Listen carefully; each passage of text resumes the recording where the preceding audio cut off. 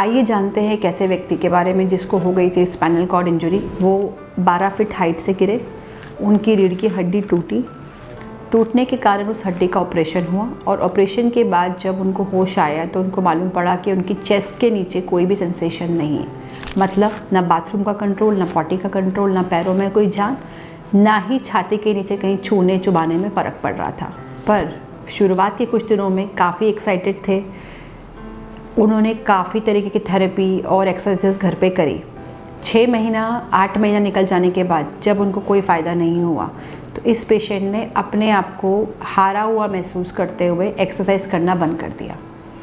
कई बार हम सजेस्ट करते हैं कि आप एयर मैट्रेस का यूज़ करें ताकि आपको करवट लेने में या आपके बॉडी पे कहीं पे भी घाव ना बने। जब व्यक्ति मायूस हो जाता है तो उसने अपनी पोजीशनिंग, अपने पोस्चर सबका ध्यान रखना बंद कर दिया। हुआ कुछ यूँ कि फिर 1-1.5 महीने के बाद एक ही पोजीशन में लेटे रहने के कारण कमर के निचले हिस्से में एक बड़ा सा घाव बन गया। धीरे धीरे जब वो घाव बढ़ता गया, उनको सेंसेशन नहीं था और घर वालों की भी थोड़ी सी मिसमैनेजमेंट के थ्रू वो घाव को देखा नहीं गया। उस घाव ने अपना आकार बढ़ाते बढ़ाते इतना बड़ा कर लिया कि उसका पूरा लोअर बैक जो है वो कवर हो गया।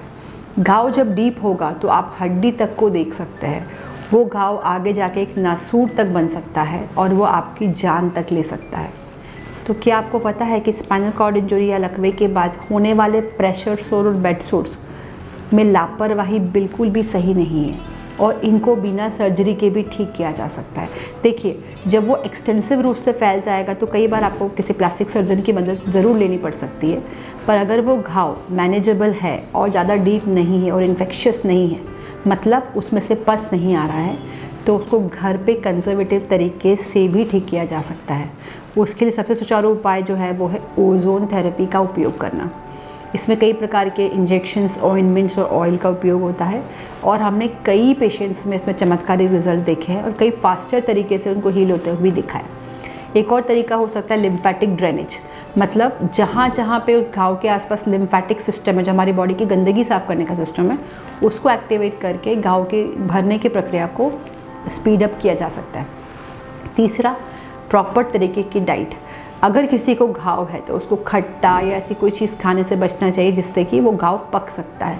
और अगर ऐसा वेदर हो जहाँ पे बारिश हो या नमी वाला माहौल हो, उसमें भी काफ़ी ध्यान रखना है।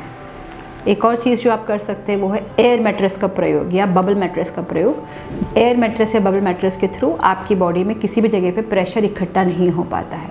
और घर वालों को भी ये ध्यान रखना है कि समय समय पे घंटे 2 घंटे में पेशेंट की पोजीशनिंग करवाएं। और अगर उनको सेंसेशन ना हो तो नहलाते वक्त या स्पंजिंग करते वक्त पेशेंट की बॉडी को प्रॉपर तरीके से क्लीन करके सुखाया जाए। अगर आपको ऐसा कोई घाव बन गया है या आप ऐसे घाव के लिए काफ़ी परेशान हैं कि जिसमें बार बार प्रॉब्लम हो रही है, रक्त आ रहा है, पस आ रहा है, उसमें ऐसा पानी सा आ रहा है आपको, या उस घाव की वजह से आप अपनी रिकवरी नहीं कर पा रहे हैं, तो घबराना नहीं है। आप जहाँ से भी ये वीडियो सुन रहे हैं, आप ऑनलाइन कंसल्टेशन के माध्यम से हमें संपर्क कर सकते हैं।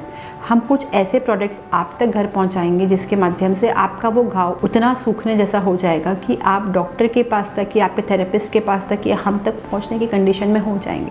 अगर ये वीडियो आपको अच्छा लगा तो इस वीडियो को ज़्यादा से ज़्यादा शेयर करें और अगर आपको या आपके किसी परिचित को ऐसी कोई प्रॉब्लम है तो इस वीडियो को उन तक आप ज़रूर पहुँचाएँ और हमसे दिए हुए नंबर पर व्हाट्सएप के थ्रू या कॉल के थ्रू आप ज़रूर संपर्क करें।